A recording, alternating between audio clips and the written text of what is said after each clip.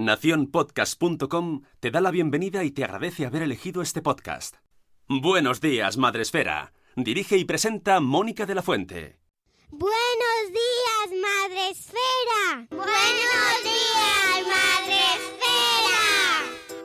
Bienvenidos a Buenos días, Madresfera, el podcast de la comunidad de creadores de contenido sobre crianza en castellano, al que os traemos gente chachi, gente interesante, temas que creemos que tenéis que escuchar y que, pues que deben servir para muchos de nuestros oyentes, para nuestra audiencia. A mí me parece que son siempre muy interesantes y hoy, además, urgentes, porque siempre es necesario hablar sobre aquello que hay que evitar, sobre falsas terapias, sobre falsos cantos de sirena que en muchas ocasiones llegan a nuestros oídos, sobre todo cuando más desesperados estamos y cuando más ayuda necesitamos. Para hablar sobre este tema tan interesante y tan necesario, tenemos con nosotros de nuevo a María José Mas. Buenos días, María José. Buenos días, Mónica. Encantada de que siempre me hagas un huequito. Esto es un lujazo. Me encanta, me encanta. Hoy te hacemos un hueco a ti y a tu sillón maravilloso. Me gusta, ¿eh? Para quien no nos esté Además, viendo... el balancini gira, ¿ves? Bueno, o sea, me encanta. Si no nos estáis viendo porque lo estáis escuchando en formato podcast, os invito a que nos veáis también en nuestro canal de YouTube. También lo subimos a nuestro canal de Instagram. Y ahí os dejaremos también la entrevista completa para que lo veáis, porque nos hemos ya hecho a esto de las entrevistas online y a los setup, ¿no? Los decorados que tenemos de fondo, que yo sigo teniendo el mismo, pero mi invitada de hoy tiene un decorado maravilloso y encima súper estético, precioso, me encanta. Os lo dejo ahí para que lo veáis. Muchas gracias. Si quieres, un día hacemos un podcast de decoración de interiores. Es broma. Pues mira, aquí en Madresfera cabe casi de todo, ¿eh? Te tengo que decir. No, pero no sería la persona más entendida. Bueno, nunca se sabe. En este caso, María José Mas es neuropediatra, ya sabéis, nos ha visitado un par de veces ya y hemos hablado con ella especialmente sobre su libro El cerebro en su laberinto. Tenéis el podcast en nuestro canal hace unos meses ya. Yo creo que hace un año que lo publicaste. Es que el tiempo pasa volando, María José. No, lo tenía que haber publicado hace un año, que eso es lo que hablamos en el podcast, pero salió al final de septiembre por el tema pandemia. Vale. Pero bueno, hace ya 6 meses, sí. Es que el tiempo, yo tengo un concepto ahora mismo, con toda esta pandemia, el tiempo se ha convertido en algo muy elástico y ya no sé ni cuándo han salido las cosas, pero sí sé que hablamos hace poco y anteriormente tenemos un podcast también dedicado al sueño. Con María José se puede hablar, además de decoración, podemos hablar de muchísimas cosas porque es una mujer súper sabia, referente para mí en la divulgación, en todo lo relacionado a los trastornos del neurodesarrollo. Tiene un blog maravilloso que se llama neuropediatra.org que de verdad, siempre que encuentro un post. Mira, hoy justo he compartido otro de repente porque lo he visto y he dicho, por favor, este post es que hay que volver a compartirlo sobre cómo no usar las pantallas con los niños. Pero en cualquier caso, hoy vamos a rescatar otro tema que también está muy relacionado con los trastornos del neurodesarrollo y que a ti sé que te toca mucho la fibra, María José. Me pone de un mal humor que espero que no me ponga en esta conversación. No. Además, insisto mucho porque me pone muy nerviosa. Me pone muy nerviosa este tema de las pseudoterapias cuando se intenta vender humo. Y antes, hace unos años, ¿no? Podíamos pensar que a lo mejor las personas que fomentaban las pseudoterapias o el aminofuncionismo, pues lo hacían con buena intención, que no tenían suficiente información y que, bueno, pues como estaban preocupados por el amigo de la vecina o el primo, o el hijo de la vecina o por sus propios familiares, pues aconsejaban, ¿verdad?, cosas que es que lo he visto en internet.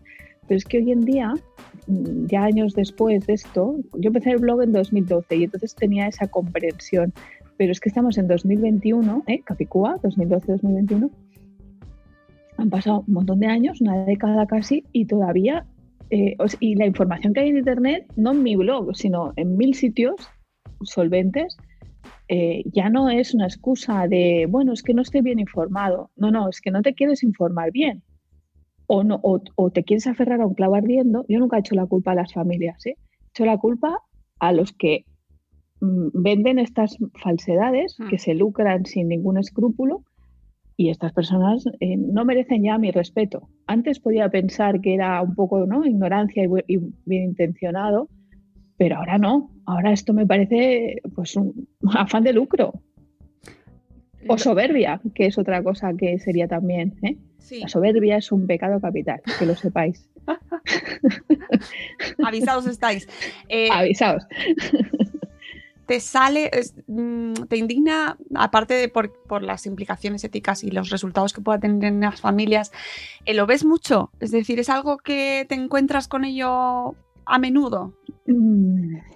Mira, creo que me lo encuentro, no a menudo. Yo creo que también es verdad que cada vez hay padres mejor informados, pero sí que me lo encuentro demasiado en redes, en internet, en canales de YouTube, en Instagram, sobre todo. Instagram es ahora mismo un horror. ¿Cómo me alegro que digas eso? Sí, lo siento, pero claro, o sea, fíjate, antes hemos hecho una tontería, hemos hablado de mi sillón y tal. ¿Tú te imaginas que yo fuese influencer en Instagram de decoración? Pues no me iba a seguir nadie, porque no es lo mío. Entonces, ¿por qué una señora que viste muy bien o le gusta mucho la ropa o es muy fashion victim o fashion influencer o como se llame, por qué esa persona se atreve a hablar de terapias de autismo o de terapias del TDAH o de terapias del retraso del lenguaje? Es igual, cualquier cosa, de la parálisis cerebral? ¿Pero cómo te atreves? No sé, ¿sabes? Entonces, claro, Instagram es muy llamativo, me gusta mucho más. Yo soy de formato largo, por eso te agradezco esta oportunidad, porque te da tiempo a explicarte las cosas. Entonces Instagram llama mucho la atención si tú haces un Reels de esos, ¿no?, un TikTok o lo que sea, que aquí yo cero gracia para eso. Entonces, yo tampoco. No, o sea, cada uno tiene que hacer lo que sabe. Yo eso de echarme un baile diciendo cosas no lo veo, para mí, exacto, ¿no? O sea, vale, en casa y así, pues bien, pero además que me parece poco serio, la verdad. Pero bueno, eso es otro tema, ¿no? Y claro, entonces llamar la atención de esta manera, usar colores, no, es como muy fácil. En cambio, bueno, es que esto lo decía Ramón y Cajal, ¿no? Persuadir y sugestionar, qué fácil, y razonar y analizar, qué difícil. No era exactamente qué largo, complicado y laborioso. No era exactamente así la frase, pero bueno, luego te la paso si la quieres poner en algún sitio. Pero eso lo decía Ramón y Cajal. Entonces, yo creo que hoy en día las personas que se dedican a fomentar este tipo de terapias no tienen escrúpulos y ya está. Y me atrevo a decirlo así, no estoy señalando a nadie en particular, pero es que es evidente, ¿no?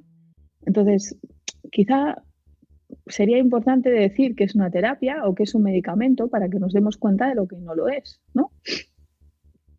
Que eso es lo que hemos venido a hablar hoy aquí, de las pseudoterapias, las falsas terapias, el abuso que se hace de la desesperación lógica de las personas, ¿no? Y un poco pues eso, ¿no? Entonces yo empezaría diciendo que una terapia es algo que te permite modificar tu conducta o tu problema para encontrarte mejor, ¿vale? Entonces yo no sé de terapias, no soy psicólogo, no me dedico a cosas de psicología, ni soy médico de adultos. Entonces yo voy a centrarme en lo que es una terapia de atención temprana para que entendamos lo que es, ¿no? Los trastornos del neurodesarrollo, que son en los que se ceban estos pseudoterapeutas, lo que funciona, o sea, hay una alteración, como ya hemos hablado otras veces, ¿verdad? Lo que se produce, por desgracia no sabemos muy bien cómo, es que suele haber una dificultad genética que al interaccionar con el ambiente tiene como consecuencia que el desarrollo del sistema nervioso no sea fluido y no sea el esperado. Y entonces da situaciones que alarman, ¿no? Pues el niño no habla a tiempo, no camina a tiempo, o su conducta es inapropiada en un entorno donde ya por su edad debería de comportarse de cierta forma, ¿no? Tan sencillo, tan complicado como esto. Entonces, ¿qué podemos hacer para mejorar eso? ¿Podemos cambiar la genética a día de hoy? No. ¿Qué podemos cambiar? El entorno. ¿Y qué es el entorno? Pues el entorno es los hábitos de sueño, los hábitos alimentarios, una vida con un ejercicio saludable, ¿no? Eso sería entorno. Y el entorno es los estímulos y las situaciones en las que yo coloco al niño para que pueda ir recibiendo información que le permita desarrollar sus capacidades. Eso es el entorno. ¿Vale? Entonces, lo que hacen, y luego, si es necesario, en casos muy concretos, en situaciones muy concretas y pocas veces, puede ser necesario un medicamento, ¿no? Pues una terapia es algo que modifica estos entornos. Y un medicamento es algo que es una sustancia que no es tóxica, que está probado que no es tóxica para tu organismo y que en circunstancias de enfermedad produce una serie de cambios que te mejoran esa enfermedad. Y puede ser una vacuna. Hoy sabemos más que nunca de medicamentos, ¿verdad? Yo creo que casi todo el mundo a día de hoy ha visto o ha leído, se ha informado algo sobre lo que es un medicamento. Entonces la vacuna debe cambiar tu organismo para mejorar tu defensa frente a en este caso, coronavirus, ¿no? Un antibiótico cambia tu metabolismo para que la bacteria tenga toxicidad, pero tú no, ¿vale? Un antiepiléptico te cambia las condiciones metabólicas del cerebro para que no sea tan fácil tener una convulsión, etcétera. Eso es un medicamento. Entonces, cualquier sustancia que yo no puedo detectar, léase homeopatía, que está tan diluida que al final no hay nada en ese agua, solo hay azúcar, que es el excipiente, que es aquello que da sabor al medicamento, pero allí no hay medicamento, porque si yo lo voy a analizar no encuentro nada. Eso ya no es un medicamento. Y cualquier sustancia que en lugar de cambiar mi metabolismo o mi cuerpo para mejorar una enfermedad me produce toxicidad, pues es un peligro.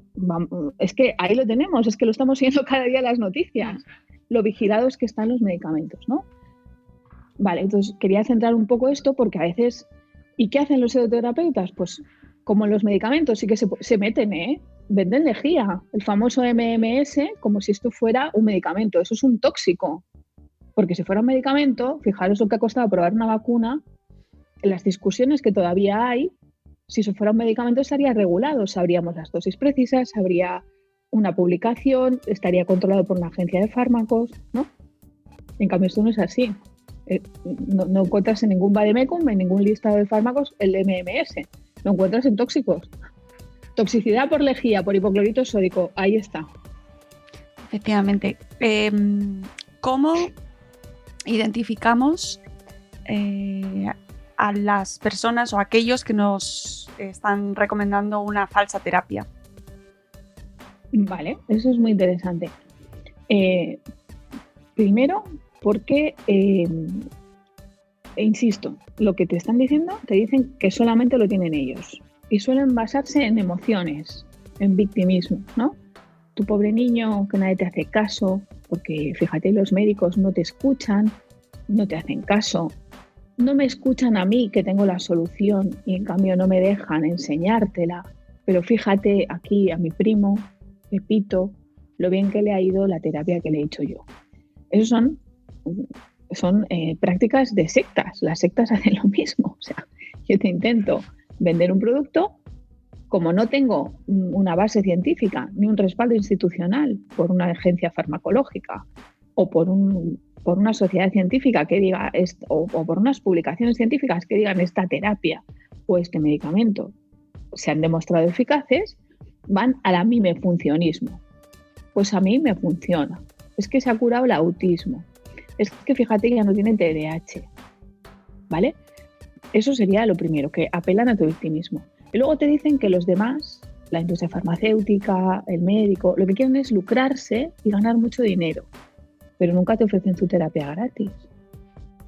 Ellos te dicen, ellos se quieren lucrar, yo no, yo te ofrezco. Entonces, dame la voluntad. Dame la voluntad. Entonces entras en un círculo de... utilizan técnicas de sugestión y de placebo para hacerte ver que sí que has mejorado, cuando esto no es cierto. Insisto, ojalá alguna de estas cosas funcionase, pero para eso tienen que demostrarlo con una publicación científica y que no me digan que es que no les dejan publicar, porque cualquiera que presente un artículo a una revista de cualquier nivel, las hay de muchos niveles, ¿no? Las hay que tienen lo que se llama un impacto porque tienen muchos lectores de mucha calidad y son las más difíciles de publicar porque todo el mundo quiere publicar ahí y hay cola. Entonces, o haces una cosa muy llamativa o ahí no publicas. Pero luego hay revistas de menos impacto que también están revisadas y son igualmente supervisadas y que tú puedes publicar ahí. Y luego a lo mejor de ahí puedes saltar a otra revista. El tema de las publicaciones a veces se vuelve en contra también de los propios profesionales, porque el otro día veía una publicación sobre la capacidad o la capacidad de curación de los cuencos tibetanos en pacientes de cáncer. Y es que... ¿cómo llamamos a eso, María José? Bueno, primero hay que ver qué revista es, claro, cómo se ha hecho esa publicación y cómo se ha hecho, ¿no? Y después, y muy importante, también hay médicos que hacen mala praxis, ¿eh? Y también hay médicos que se aprovechan y son timadores. Esto también existe, pero la mayoría de los médicos no nos aprovechamos ni somos timadores. La mayoría. Nos podemos equivocar, pero no nos aprovechamos, no ejercemos nuestra profesión para aprovecharnos. Sí, para ganarnos la vida, lógicamente, pero no para aprovecharnos, ¿no? Entonces, hay que confiar primero en tu médico. Y si no te gusta, por la razón que sea, no te gusto yo porque te llevas mal conmigo, yo qué sé, a lo mejor te caigo mal y no te gusta cómo explico, no pasa nada, pues hay más médicos, ¿sabes? Entonces, leer una publicación porque tengas la capacidad lectora en cualquier idioma no te capacita si no eres un profesional sanitario para entender lo que está ahí publicado. Incluso se la cuelan y nos la cuelan a los profesionales sanitarios. Porque sí, sabemos que las revistas que dan para 5 podcasts más, requieren una revisión en cómo se funciona ahí, pero ¿verdad que se descubre el fraude y se denuncia y sale en prensa y se dice? Porque como lo sabemos que no está bien, porque alguien lo ha visto y ha dicho, oye, ¿esto qué es esto? Alguien se ha dado cuenta, lo ha publicado y se ha tenido que retractar. Sí, lo de los cuencos tibetanos. Eso da para... Claro, la gente lo sabe, ¿no? Los cuencos tibetanos, pues las publicaciones de las últimas respecto a la vacunación, ¿no? Yo no quiero entrar en ese lío porque no es mi campo y no quiero, ¿no? Pero el tema no quiero porque no sé suficiente para dar aquí consejos sobre temas que no son mi especialidad, ¿no? Claro. Pero, claro, simplemente, si me preguntas a nivel individual, pues te intentaré contestar, pero siempre te voy a referir a tu médico, porque yo qué sé si tú tienes un problema de trombosis de base, yo no lo sé, entonces no te puedo decir haz tal cosa o tal otra. Si tienes una duda, la consultas con tu médico y ya está. Pero quiero decir que incluso a las personas que tenemos formación, cuando nos sacan de nuestro campo, te cuesta leer. A mí me cuesta leer sobre el Alzheimer siendo neurólogo de niños, porque no soy especialista en neurólogo de adultos. Entonces, si tú me das una publicación sobre Alzheimer, solo me das esa publicación, pues vale, yo me la leeré, pero como me falta la experiencia clínica, el conocimiento profundo de la enfermedad, pues no te voy a poder decir si esa publicación me aporta novedades o no. El tema de las publicaciones, ¿sabes?, es muy tramposo en ese sentido porque se juega con ese sesgo de autoridad, ¿no? Bueno, pues lo ha publicado una revista, lo ha dicho tal eminencia y ese es un aspecto que nos debería alertar o siempre recurrir a alguien que no lo pueda confirmar, pero luego hay un punto en el que yo creo que ahí es muy difícil contrastar y lo comentabas tú antes, que es el tema de la emoción. Se recurre a la emoción y ahí... Claro, sí. Es por donde se suele entrar, ¿no? Entonces, bueno, tú me has preguntado cómo identificarlos. Yo creo que se identifican así. Hay más puntos. Otra cosa que podrías encontrar en este tipo de falsas terapias es que son cursos cerrados, escuelas, autoescuelas, que digo yo, no de conducción, sino se enseñan unos a otros esa terapia oculta, no está, ¿no? Yo no puedo acceder si no pago un curso, ¿vale? Entonces, no, es que he estado 4 años estudiando no sé qué, me han cobrado 5.000 euros por formarme en no sé qué. Por ejemplo, esto es famoso en la homeopatía, ¿no? Y ahora, ¿cómo voy a decir yo que estos 5.000 euros en realidad me han tomado el pelo? Hay médicos que se han formado en esto, ¿no? Y se ofenden cuando les dices esto.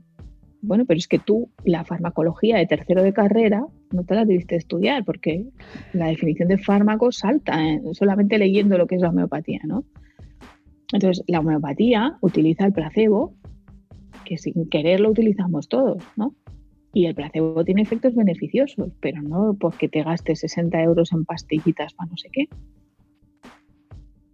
No sé si he sido suficientemente clara. Y otras terapias, ¿eh? Otra cosa que me pone especialmente nerviosa, que eso también da para otro podcast, si quieres otro día, ya otro año, porque si no seguía aquí, es la osteopatía en bebés. ¿Qué pinta un osteópata en bebés? El otro día lo recomendaban para, justo, ¿lo compartiste tú? ¿Puede ser en Twitter el tema de que pues me puse mala, sí. Es que me pone mala. Estas cosas me ponen mala, pero no porque a veces se puede interpretar que como yo soy médico, ¿no? Entonces me molesta que otros terapeutas, otras personas, pues, no es verdad. Si tú miras mi Twitter o miras mi esto, verás que yo comparto cosas de todo tipo de profesionales, logopedas, fisioterapeutas, pero cosas que sirven, enfermería, cosas que sirven, cosas que yo veo que están avaladas, que funcionan, y la ciencia se equivoca y avanza. Pero la diferencia está en eso, en que la ciencia dice, se revisa, se autorrevisa, dice, los cuencos tibetanos esos que has publicado, eso no es verdad. ¿Vale? En cambio, el otro no se revisa porque está fuera del sistema científico, claro. Está en otro sitio. Entonces no se puede revisar porque no tengo acceso a sus datos ni a su información y no lo puedo revisar. Esa es la diferencia, ¿no? Y luego hay otra cosa que cuando tú me decías esto de las emociones, que tienes toda la razón, también he escrito hace poco un post sobre esto, que también el propio ejercicio de la medicina muchas veces te lleva a hacerlo mal, y me incluyo. ¿Vale? O sea, no estoy aquí diciendo, no, es que mis compañeros lo hacen mal y yo lo hago muy bien. No, todos nos equivocamos en algún momento, ¿no? Entonces, cuando tratamos con cuestiones incurables, porque no son enfermedades, ¿no? Por ejemplo, el autismo no es una enfermedad en el sentido clásico de enfermedad. Al ser algo que se constituye con tu desarrollo, no te lo puedes quitar, como te puedes quitar una muela con caries o una miopía si te operas, ¿no? No te lo puedes quitar, es algo inherente a ti. Entonces, claro, como no te vas a curar nunca, bueno, pues si tienes rasgos de autismo leves, pues bueno, pues lo puedes sobrellevar bien. Incluso hay quien hace bandera de ello, me parece muy bien, y se autoafirma y mejora su autoestima reconociéndose autista o con autismo. Estupendo. Si eso a ti te funciona en el sentido de que te da tranquilidad, porque una de las peores cosas de todos estos problemas es la ansiedad que genera en la persona que padece el problema. Y ya sé que hay gente que me dirá, no me gusta que digas que padece. Bueno, pues algo pasa, porque si no, no sé qué palabra usar. Pero algo no te va bien, porque tú si no consultas al médico o al psicólogo, ¿no? Algo te incomoda. Bueno, pues la persona que está con esa incomodidad y su familia, ¿vale? Ahí hay un sufrimiento, hay algo que no está bien, ¿no? Entonces, pero eso no va a desaparecer nunca. Si es muy leve, pues te será más fácil que ese entorno que se tiene que adaptar se adapte a ti y tú puedas funcionar con menos ansiedad. Por ejemplo, hablando de autismo, ¿no? O en el TDAH, eso mismo. En cambio, cuando hablamos de casos graves, personas graves que no tienen lenguaje ni lo van a tener nunca, esto es desesperante. Es terrible para una familia darse cuenta de que su hijo nunca va a hablar.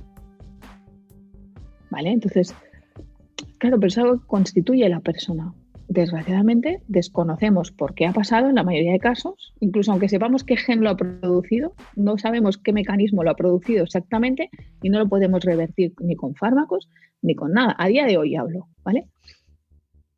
Entonces, claro, ahí es donde el médico tiene que saber transmitir esa noticia tan mala. Y lo mismo vale para otras cosas, que yo no trabajo en ello, pero la oncología, ¿no? El cáncer, los médicos especialistas en cáncer tienen este mismo problema. Por un lado, tú tienes que saber transmitir bien cuál es el problema y por qué no tiene solución, o por qué la solución es paliativa, o solamente vamos a mejorar cosas, pero esto no va a desaparecer. Y acompañar a esa familia, no tú, a veces hay que apoyarse en un equipo, porque yo no soy psicólogo, quizá necesites un apoyo psicológico que debe ofrecer el centro en el que estás o donde sea, ¿no? Que esto también es otro tema. En la sanidad pública no hay psicólogos para hacer esto, o sea, imprescindible, solamente están precisamente en las unidades oncológicas, ¿no? Y eso es una cosa que Bueno, que el médico debe hacer bien, ¿no? Debe saber comunicar esa dificultad. Debe saber comunicar eso que va a pasar. Y debe comunicar bien y ser asequible y permitir a la persona que le consulte tantas veces necesite, que a veces es muy difícil por el propio sistema, ¿no? Pero eso sería una cosa a mejorar. Y la otra cosa a mejorar, que enlaza con lo que he dicho antes, es que tú tienes que hacer lo que sabes hacer. El profesional malo se mete donde nadie le ha dicho que pueda meterse. Por ejemplo, el famoso caso del osteópata viendo bebés. ¿Pero por qué un osteópata sabe de crianza? ¿Dónde se ha formado? ¿Qué tonterías dices? Es que dicen tonterías. Señoras y señores, cuando su recién nacido nazca, se lo diga a la matrona, se lo diga al médico ginecólogo, se lo diga al pediatra, no tiene que ir al osteópata. Primero, porque la osteopatía no está aprobada ni es eficaz en ningún tratamiento infantil, en ninguno. Y segundo, porque el osteópata no está capacitado profesionalmente para atender niños recién nacidos. Y esto sí que me lo he encontrado, y cada vez me lo encuentro más. Niños sanos que acaban en el osteópata y acaban en mi consulta y están sanos. Eso es una vergüenza. ¿Qué consecuencias puede tener que vayan al osteópata? Pues primero, el llanto de la madre inconsolable porque su hijo tiene no sé cuántas cosas y hay que arreglarle la cabeza no sé cómo, pero ¿cómo se te puede ocurrir que tocándole la cabeza a un niño le vas a modificar el cerebro? A ver, ¿qué es la frenopatía del siglo XIX? Esto es imposible. Punto 1. Un sufrimiento en la madre que le hace sentir culpable de cosas que no están pasando, porque eso que pasa es normal, pero la madre le dan explicaciones para meterle su terapia y la madre me viene llorando porque el niño no come, el niño no duerme, el niño no crece y tú que es un niño, que no pasa nada. Pero estás sugestionando a la madre que su niño tiene un problema. Si esto no es grave, dime tú qué es. Y la segunda consecuencia es que cuando tiene un problema, retrasamos la verdadera solución. En caso de que tenga solución. Claro, el peligro en este caso, ¿cuál es? Para que habrá padres, madres que a lo mejor no lo tengan muy claro. La manipulación de la cabeza de un niño es peligrosa porque el niño tiene una consistencia blandísima, el cráneo del niño, no tiene casi calcio, entonces no está osificado, precisamente porque tiene que crecer y debe ser así. Si tú andas tocándole aquí, pues le puedes hacer daño. Y si lo haces con tanto cuidado es que no estás haciendo nada. O sea, que hay dos cosas. Si lo manipulas por manipular, le puedes hacer daño, le puedes lesionar. En un bebé puedes hacer una lesión de columna según lo que hagas. Es que es muy grave. Y luego, si tiene un problema real, porque tenga un autismo, le está retrasando lo que necesita, que es atención temprana, no un masaje. Aunque no le hagas nada más que cosquillitas, me da igual. Eso se está estimando porque eso no hace nada. No, es muy grave, ¿eh? Y más cuando te lo estás encontrando cada vez más a menudo. Sí. Y lo que más me molesta de todo, a ver, es cierto que es difícil que alguien tendría que ser muy bruto, ¿no? Para hacerle daño, pero bueno, puede suceder, ¿eh? Pero a mí, que vengan las madres llorando porque su hijo tiene no sé qué y su hijo no tenga nada, esto me enciende. Porque estás generando un problema en un momento delicado de la vida, que en tu podcast se ha hablado 1000 veces de la crianza, del apego seguro, del vínculo, de cómo debemos atender al bebé. Estás generando una inseguridad en una madre que no le pasa nada a su bebé. Esto me parece gravísimo, pero de una gravedad extraordinaria. Y cada vez me lo encuentro más. No, es que como gira un poco la cabeza así, pero si es una tortícolis postural que cambiando la cuna para que se ponga la luz para el otro lado se arregla, no hay que tocar nada. ¿Qué estás haciendo aquí? Y lo llevan y una semana y 3 veces y el porteo para aquí y el porteo para allá, porque lo porteas mal, lo porteas bien. Pero vamos a ver.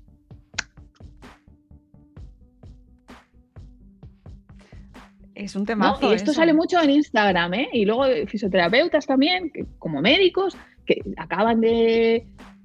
A ver, es que me voy a cortar un poco porque me conozco. Personas que se ve claramente que se han leído muchos libros, pero no han visto nunca a un paciente. ¿Cómo puedes ser influencer ni decir nada a un público general? Ya. ¿Esto por qué lo haces? Por valentía juvenil. Es que no creo ni que haya maldad. Pero vamos a ver, ¿tú por qué te pones a decirle a unos padres lo que tienen que hacer para que su bebé ande o no ande así en general en Instagram? Pero, lo digo yo. que llevo 26 años de carrera, que aquí se me empiezan a ver las canas ya. Entonces, si no lo digo yo, ¿por qué una persona que acaba de ver 3 niños y ha leído 5 libros se atreve a decir eso así? No yo, María José. Lo dicen mis colegas de mi edad, lo que tienes que hacer. No te dicen lo que tienes que hacer. Te informan de lo que hay. Ya, el problema es que cada vez buscamos más ese tipo de soluciones, ¿no? Es como, pues sí. Dame, y además esto es muy recurrente, cada vez lo hablo con más invitados aquí en el podcast, con más amigos que venís, que todo el mundo lo comentáis, ¿no? Es que me piden A, B y C, es que yo no les puedo dar una respuesta absoluta, categórica. Entonces, al final, ¿a quién van? ¿A quién se la da? Claro, pero hay que ser conscientes, vuelvo a decir, por un lado, lo que hemos comentado, Mónica, cómo detectar que una persona te está timando. Lo hemos dicho, ¿no? Porque lo que te ofrece es exclusivo, porque usa el mimefuncionismo, porque no es capaz de demostrarte que eso funciona científicamente y porque te ofrece algo que no es un fármaco que esté en la farmacia, regulado, no, la homeopatía está en la farmacia, pero no es un fármaco, o te ofrece una terapia que no está avalada, ¿vale? Eso es una forma de darte cuenta. Y el mimefuncionismo y el hazme caso a mí, ¿qué tal? Ahora podrás decirme, pues ¿por qué tenemos que hacer caso a ti si estás diciendo lo mismo? No, porque yo estoy diciendo lo que dicen los libros de medicina, no lo que digo yo. Soy simplemente la transmisora. Hay más personas que te van a decir lo mismo que yo.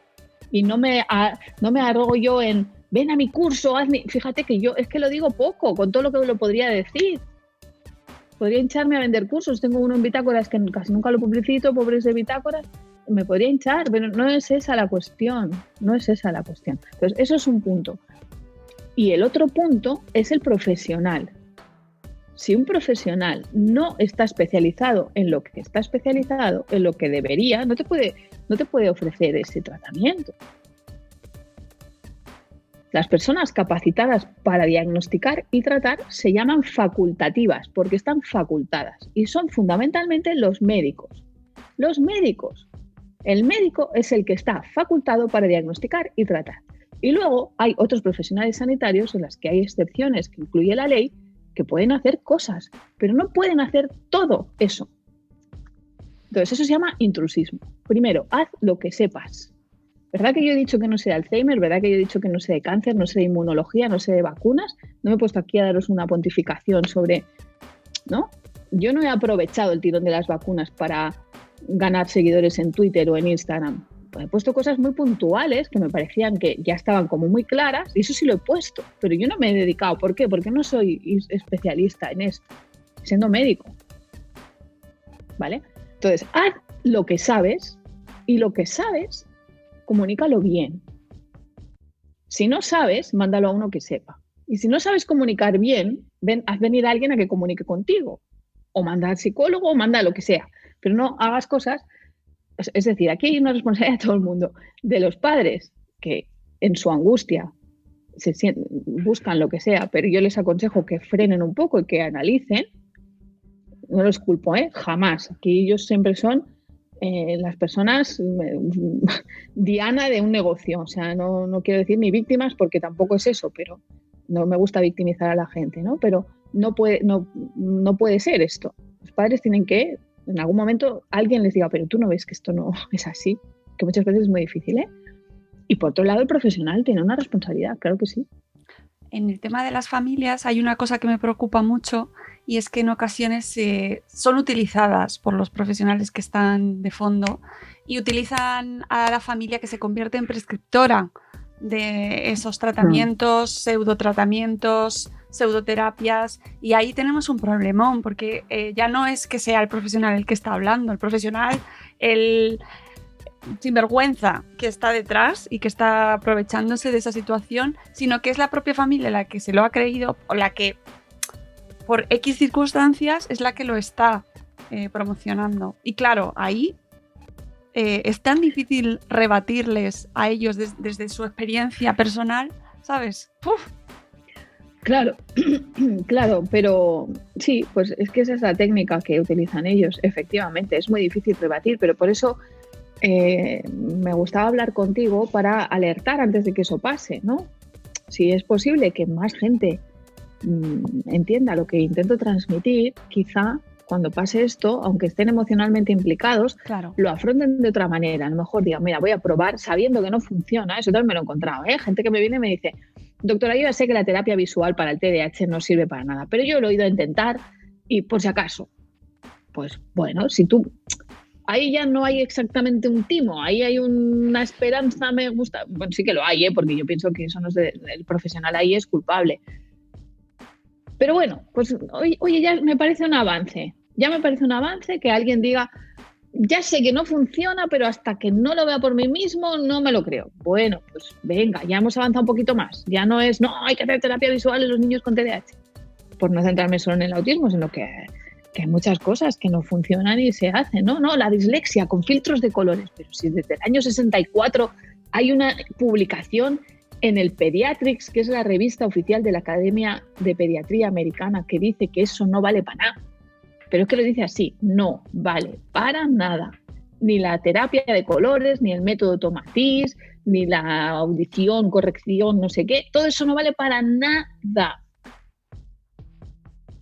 Pero claro, antes de dar una pastilla o antes de hacer ejercicios dificilísimos de dislexia que requieren una pastilla para la dislexia tampoco vale, ¿eh?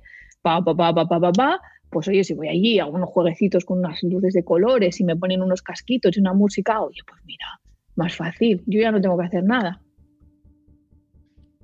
Claro, y además como son tan complejos en muchas ocasiones los trastornos del neurodesarrollo, ¿quién determina a corto plazo que eso esté funcionando o no? Siempre al final es como, esto puede funcionar o no puede funcionar, porque como depende del entorno, depende de las condiciones, depende de las circunstancias, pues claro, ahí se arrogan un margen y claro... Efectivamente.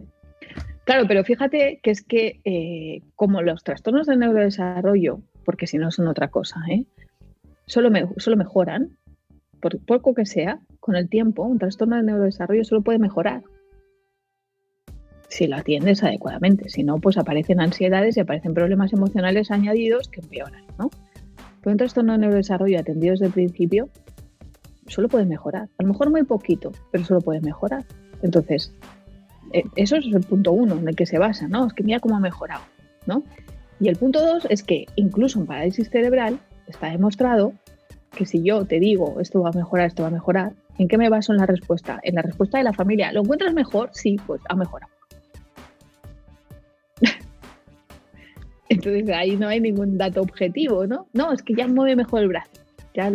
¿Pero por qué no? Porque le he puesto así una cinta de colores aquí y ya lo mueve mejor. Porque veamos que a veces hablamos solo de autismo y las pseudoterapias están en todo, ¿eh? Sí. De hecho tengo una lista. He cogido una lista de... Me vas a pillar porque yo no me las sé todas. No, bueno... Yo me sé las terapias, pero el pseudo no. He cogido una guía rápida de las terapias alternativas que viene publicada en Truco Tratamiento, que es de Simon Singh y Edzard Ernst, que es un conocido experto en este tema, y que voy a hacer rápido. Ernst era homeópata. Sí, y entonces hizo ese chip de ¿pero qué estoy haciendo? Aquí tenemos un científico en el País de las Maravillas, que además está publicado por Nextdoor Publishers, que es donde has publicado tu libro, donde lo cuenta, que es súper recomendable este libro y que tenéis que leer para entender un poco esto. Y bueno, él en este otro libro, en Truco Tratamiento, donde hace un desglose también maravilloso, súper recomendable, de un montón de terapias alternativas. Vamos a hacer así para soltar muchas. Aromaterapia, esto también tela. Artefactos alternativos, cristaloterapia, dietas alternativas, feng shui, que habrá mucha gente que dirá, uy, eso no sabía yo que era una terapia alternativa. Lo es. Flores de Bach, hipnoterapia, irrigación del colon, magnetoterapia, medicina antroposófica, medicina ortomolecular, medicina china tradicional, también es una pseudoterapia. Las agujitas, ¿cómo se llama? No me acuerdo ahora. Acupuntura, exacto. Meditación, método Feldenkrais, naturopatía, osteopatía, aquí está. oxigenoterapia, reflexología, reiki, sanación espiritual, shiatsu, suplementos alimenticios, amigos, técnica Alexander, técnicas de diagnóstico alternativas, terapia celular, terapia con masajes, terapia con sanguijuelas, terapia con ventosas, terapia craneosacreal u osteopatía craneal, terapia de quelación, terapia detox, terapia neural, terapia de ejercicios alternativos, terapias de relajación, tradición ayurvédica y velas para los oídos. Y seguro que hay más, ¿eh? Seguro que ahora mismo hay alguien inventando una. O sea, esto es horrible. Hay otra cosa que al decir el listado me he acordado, que es una pseudoterapia también. Y es cualquier tratamiento que está en la farmacia, que está en la farmacopea habitual, que está regulado, que se vende con receta, pero que se utiliza para algo que no es. Amiga. Eso también es una pseudoterapia. Por ejemplo, como dice Ernst en este libro, el uso de vitaminas para algo que no sea un déficit vitamínico. No, dale al niño vitaminas que se cura del TDAH. ¿Qué dices? Ojalá. Es que ojalá. ¿El niño tiene una carencia vitamínica? No. Pues no le des vitaminas, que coma normal. Porque además hay una cosa que se llama hipervitaminosis y que puede ser patológica también. Que da problemas. Aquí todo da problemas. El exceso y el defecto. Si tú te hinchas a beber agua, te mueres de un exceso de agua. Te mata. ¿Vale? Es decir, las cosas no son así. Entonces, utilizar un tratamiento autorizado, como nos ha pasado en la pandemia, ¿verdad? La cloroquina famosa, la hidrocloroquina, es un tratamiento utilizado en algunas enfermedades reumatológicas que inicialmente parecía que podía servir, no sé qué. Bueno, en una situación desesperada, con un entorno clínico controlado, ¿vale? No es ético, a lo mejor eso tiene, pero seguramente cuando se ha hecho ese estudio o se ha planteado hacerlo así, se ha elevado a lo que se llaman comités de éticas del hospital y se ha dicho, es que este paciente va a morir en cualquier caso, vamos a hacer esto porque nos parece que por esta razón no, pero eso es un estudio controlado en el que seguro se ha pedido autorización a la familia y al propio paciente si estaba consciente. Entonces, ¿pero qué ha pasado? Que ha dicho que no es verdad, que no cura el COVID. Al principio parecía que era lo que nos iba a salvar, ¿no? Y en cambio eso no cura, en cambio es un fármaco, oye, necesario para muchas enfermedades reumatológicas, que de hecho tenían miedo porque no es un fármaco que tenga una producción así, como no es algo que se utilice cada día, tenían miedo los que sí que lo necesitaban de quedarse sin él. Eso me recuerda. Y entonces eso también es una pseudoterapia. Y también es una pseudoterapia, perdona Mónica te interrumpo, los dichosos estudios, borro la palabra estudio. Los dichosos tratamientos con probióticos y microbiota que hacen algunos médicos, pero qué poca vergüenza tienen, para tratar el autismo. Pero volvemos a lo mismo, tú que eres digestólogo, pues tú qué sabes de autismo. Cuando alguien viene a mi consulta, ¿le trato yo su enfermedad de Crohn? ¿O su malabsorción intestinal alguna? ¿Se lo trato yo? No, ¿por qué? Porque no sé. Entonces, ¿tú qué sabes de autismo? No, es que te voy a hacer, si es un estudio controlado, como estoy diciendo, te piden permiso, te explican los objetivos, te explican en qué consiste el estudio, te muestran un panel de personas que están en un comité de ética y te dicen, mira, ¿quieres participar en este estudio? Perfecto, eso es ciencia. Vas a estar bien vigilado y no te va a pasar nada, o te va a pasar muy poco. ¿Pero qué es esto de decir, es que tengo un estudio que he hecho 12 pacientes y ha ido bien y ahora te ofrezco a ti la microbiota? Mira, perdona, la microbiota a día de hoy solo sirve para las diarreas causadas por una bacteria en personas ancianas que les produce, la bacteria les destroza tanto el intestino que no absorben nada. Entonces se mueren deshidratados. Y se ha visto que haciendo un trasplante de microbiota a estas personas se curan. Pero eso es lo que cura a día de hoy. Y que yo sepa, que a lo mejor como no soy especialista me dejo algo más. Pero os aseguro que el autismo no se cura con la microbiota a día de hoy. Pero suena científico. Y eso también es una pseudoterapia. Es que está relacionado con lo que estás comentando, que era lo que iba a decir antes, que es el tema del gluten, que se comenta un montón. Y leo muchísimos comentarios, sobre todo de familias, preguntándose si le han quitado el gluten al hijo o a la hija. porque en teoría es beneficioso. Y claro, todo eso va calando, que a lo mejor hay un estudio que se está analizando X cuestiones y de ahí lo que se deduce mágicamente es que si le quitas el gluten a tu hijo o a tu hija, va a mejorar. Mira, cada vez tenemos más claro, y eso ahora sí voy a hacer propaganda de mi libro, ¿vale? De mi último libro, del anterior no he dicho nada, de La aventura de tu cerebro no hemos dicho nada, pero del cerebro en su laberinto insinúo, porque así me lo parece, y así apuntan, y lo digo con todas estas precauciones, los nuevos conocimientos que tenemos sobre el autismo, que el autismo, al ser un problema que afecta al sistema nervioso central, y al ser el sistema nervioso central el regulador de todo el organismo, pues es fácil que disregule otras cosas. Por eso hay problemas de sueño, por eso hay problemas de alimentación, por eso en algunos casos, que no todo el mundo, tiene más problemas de alergias, porque también se regulan aquí. Es aquí donde sale la inmunología, sale de aquí, ¿vale? Luego funciona en el cuerpo, pero quien regula la inmunología del cuerpo es el cerebro, lo regula todo, ¿vale? Entonces, hay más alergias, hay más intolerancias alimentarias, hay enfermedades intestinales con cierta, pero tampoco es que digas todas las personas con autismo tienen este problema, no.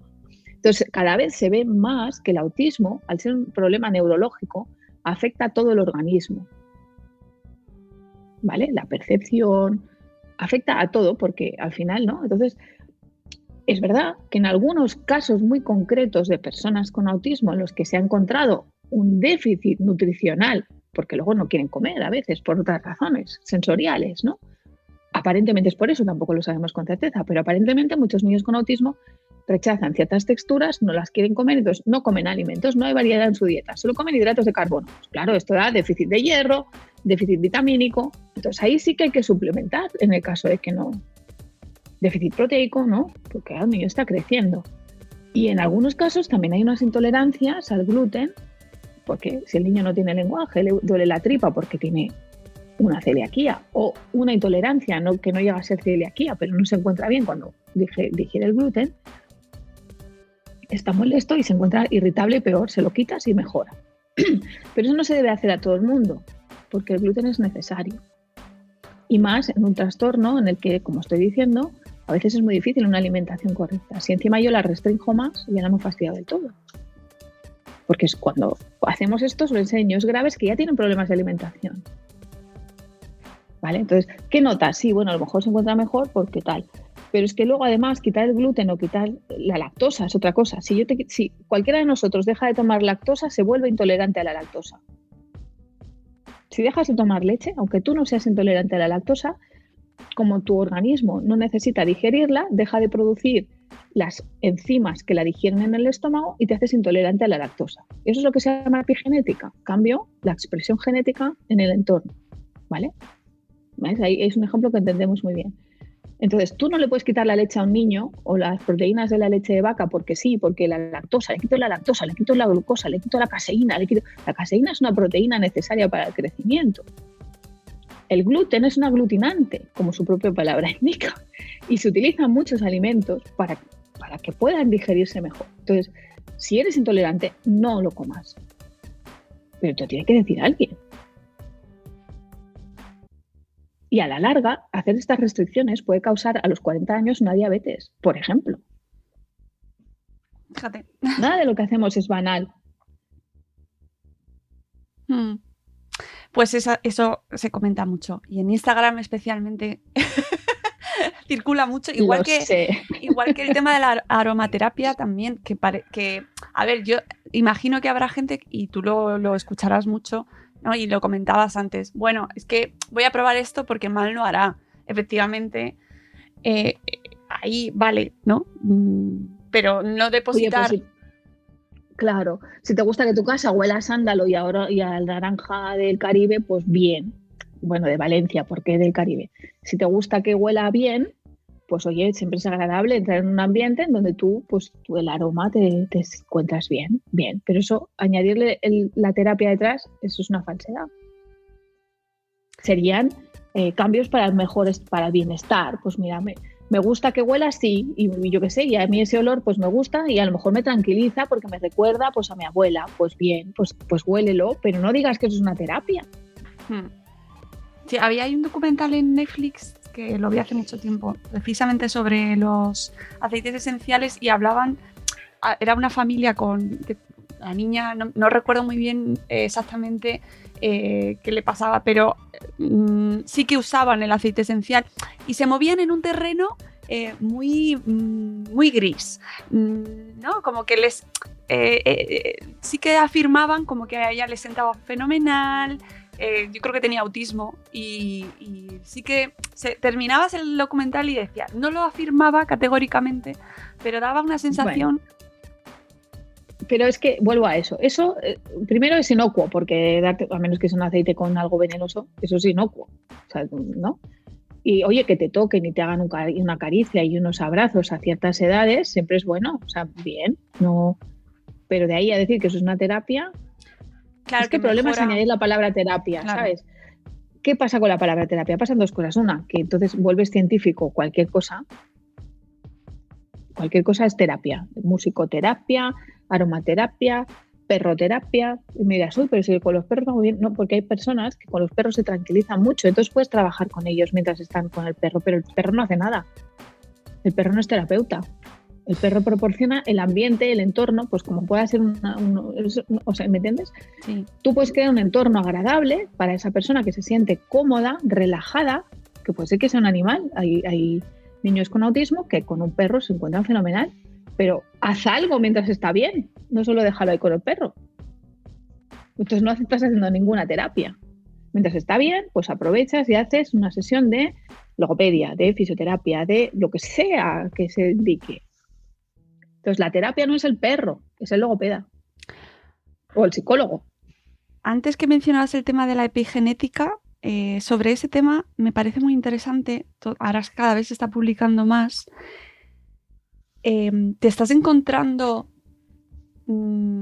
además de estas falsas terapias que se ven a posteriori, cuando ya nos encontramos con las familias, cada caso, cada experiencia, tratamientos a priori, es decir, tratamientos supuestamente preventivos de si haces esto vas a evitar o no comas, ya sabemos que hay cosas que las mujeres embarazadas no podemos comer, no se puede comer, X cosas, ¿no? No se debe beber alcohol, todo eso lo sabemos, pero te estás encontrando supuestos tratamientos para mujeres embarazadas previniendo. Claro, como yo no me dedico a esa parte de la vida, al embarazo, yo no lo estoy viendo, pero no quiere decir que eso no exista. Sí me estoy encontrando, por ejemplo, estudios genéticos. No, es que antes de quedarme embarazada me hice un estudio genético exhaustivo, imagino que con las dietas y eso será lo mismo, ¿no? Y entonces salió todo normal y entonces el niño, ¿por qué tiene autismo? Y me dices que es hereditario. Porque, como diría, voy a ser repelente, como diría Shakespeare, hay más cosas, Horacio, que las soñadas por tu filosofía. Sabemos de genética infinitamente más que hace 2 años, 1 año, 6 meses. La genética avanza muy rápido. Pero cuantas más puertecitas abrimos de la genética, más cuenta nos damos de que si sabemos infinitamente más, nos quedan 50.000 universos para que nos entendamos, para entender realmente todo esto. Es complejísimo. Complejísimo. En el año 44, un español, bueno, no era español, pero trabajaba para el CSIC español, descubrió que la especie humana tiene 46 cromosomas y no 48 como se pensaba hasta entonces. Eso es un descubrimiento español, que lo explico en mi primer libro. Y casi nadie lo sabe. Fíjate lo que acabo de decir. Pero es que del año 46 ahora, que es cuando contamos, 44 ahora, que es cuando contamos los 46 cromosomas, la ciencia, o sea, estamos hablando de que en el año 1944 usábamos un microscopio óptico normal para contar cromosomas y a día de hoy estamos contando genes de forma burda y grosera, pero hacemos técnicas como son los arrays, que lo que hacen es ver a bulto que tengas todos los genes. Lo estoy explicando así porque es complicado, ¿no? Pero es que eso no es suficiente conocimiento para afirmar que una cosa no es genética, porque la epigenética no sabemos cómo funciona. ¿Y por qué hay dos hermanos gemelos idénticos que uno tiene un problema y el otro no? Si son gemelos idénticos. Es interesantísimo. Porque es muy interesante, pero hay que ser muy cauto. Claro. Entonces hay dos cosas que siempre hay que intentar aplicar. El sentido común, ¿cómo me va a curar un cerebro lo que como? A ver.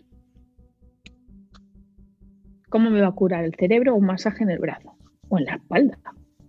A ver, sentido común, ¿no? ¿Cómo me va a curar el cerebro? Que quite los colorantes y que quite... No me lo va a curar, ¿vale? Y la otra cosa se llama principio de precaución. O lo que decían los primeros médicos griegos, ¿no? Lo primero, no hacer daño. Si yo no sé si eso va a funcionar o no, no te lo doy porque te puedo hacer daño. Y no te lo tomes, porque te puede hacer daño. Bueno, no sé, es un poco así. Sí, yo creo que hemos hecho un resumen a grandes rasgos y sin entrar en todas y cada una de las falsas terapias con las que se pueden encontrar, porque es que es infinito, María José, es infinito. Es decir, es que te pueden llegar a decir que hasta pintarte las uñas de un color concreto te puedes traer un beneficio. Es que, amigos... Es que la imaginación... Ahí está el sentido común. Ahí está el sentido común. Claro. Oye, si te gustan las uñas como te las has pintado, adelante con tu manicura. Pues hay que estar guapa y hay que estar guapo y hay que estar a gusto con uno mismo. No, ningún problema. Pero de ahí a pensar que eso te va a curar algo, como no sea... ¿no? Los tratamientos para los hongos de las uñas que se pintan, eso sí, es un antifúngico. Pero si no... Sobre todo...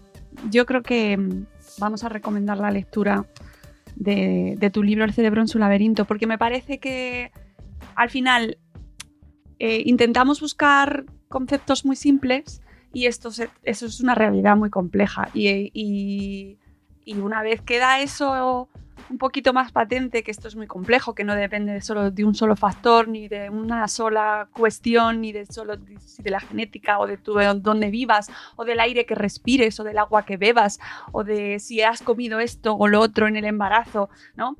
Que es muy complejo, y yo creo que eso, la mejor manera de entenderlo es leyendo a gente que sabe tanto como tú en tu libro, que de verdad... intentemos entre todos contribuir a que se difunda, ¿no? el conocimiento para que caigamos todos lo menos posible en ese tipo de argumentos, ¿no? Y que cuando entremos en Instagram, por ejemplo, pues que vayamos con precaución. Y más si tenemos pues oye, si estamos viviendo o tenemos una familia o un amigo o que puedes hacerlo con la mejor intención del mundo, pero... Claro, sí. Es que también creo que la pandemia ha tenido de positivo que ha destapado muchas de estas cosas, ¿no? Muchos médicos que salían diciendo, ¿no? Personas cercanas a mí me explicaban, no, es que mira, he visto en un médico que ha dicho, ¿tú qué piensas? Pero por lo menos contrastaban, ¿no? Claro. Eso es importante. Entonces, si algo te llama mucho la atención, contrástalo. A lo mejor alguna de esas cosas en un futuro pueda funcionar. No digo que no, ¿eh? Pero a día de hoy, desgraciadamente, es lo que hay. Entonces, no vayas con alguien que no es especialista en tu problema, y cuando vayas a un especialista en tu problema, que te lo explique bien. Y si no te lo explica bien, que te lo explique otro, pero que alguien te lo explique. Ya. Sí, el tema de la comunicación paciente-sanitario es un tema muy, muy importante y que a veces también, bueno, tenemos podcast sobre eso también. Es verdad, sí. Que hay que escuchar eso también. Es muy importante y transmite y saber transmitir precisamente en ese podcast, que además es un libro muy interesante que se llama Conversaciones con pacientes, de José Mari Ribarren Gasca, donde hablamos sobre cómo la palabra también nos ayuda a transmitir esa salud que estamos buscando, ¿no? Y que puede llegar a curar, entre comillas, entendámonos, que una buena explicación, una charla en la que se comunica un diagnóstico de una manera sencilla, directa y empática, ¿no? Con todas esas cualidades que nos cuenta José Mari en su libro, pues puede servir muchísimo. Y más totalmente. En situaciones como las que tú estás acostumbrada a ver, María José, con familias, que se están enfrentando a los primeros años de la vida de sus hijos y que están perdidos en muchas ocasiones. Y que para ellos es un mazazo, es terrible. Entonces hay que ser empático sobre todo y ponerse un poco en su lugar, efectivamente. Pues yo creo que con las recomendaciones de libros y con... Hoy os he recomendado unos cuantos, pero es que este tema me apasiona y me parece que hablamos...